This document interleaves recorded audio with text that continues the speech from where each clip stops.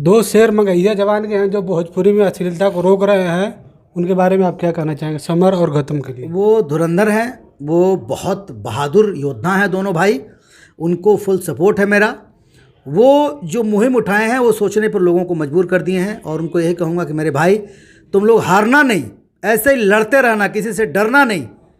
तुम लोग ना तुम्हारा कलेजेदार इंसान हो और सही सोच वाले लोग हो। Love you. भोजपुरी एक नई सोच में, और आज आपका स्टूडियो का उद्घाटन है, उसके बारे में आप क्या कहना चाहेंगे? कुछ नहीं भैया, हमारी इंडस्ट्री के लोग हमें मोहब्बत दिए, यहाँ तक पहुँचाए, तो एक छोटा सा प्रयास है कि अपनी इंडस्ट्री के लिए कुछ किया जाए।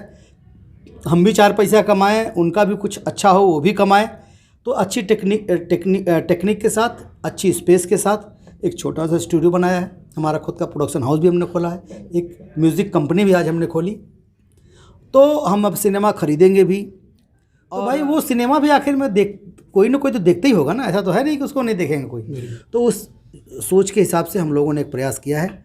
देखिए कितनी कामयाबी मिलती है। मेहनत करना हमारे बस में, तो मेहनत करना ही है। इस प्रोडक्शन हाउस से पहली फिल्म कौन सी होगी आने वाली? अभी मझधार कंप्लीट हो गई है, 5 तारीख से है बड़का भैया, फिर 17 तारीख से है राशन कार्ड, उसके बाद 3 तारीख से राजपाल यादव को लेकर के नहीं है। वो राजनीतिक है, उसको जाके राजनीति करना चाहिए। इस इंडस्ट्री में उसके लिए कोई जगह नहीं है।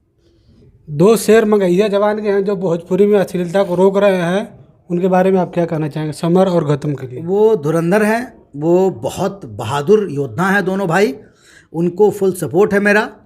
वो जो मुहिम उठाए हैं वो सोचने पर लोगों को मजबूर कर दिए हैं, और उनको यही कहूँगा कि मेरे भाई तुम लोग हारना नहीं, ऐसे ही लड़ते रहना, किसी से डरना नहीं। तुम लोग ना तुम्हारा कलेजेदार इंसान हो और सही सोच वाले लोग हो। Love you. ऐसे आगे बढ़ते रहो मेरे भाई। चलिए सर।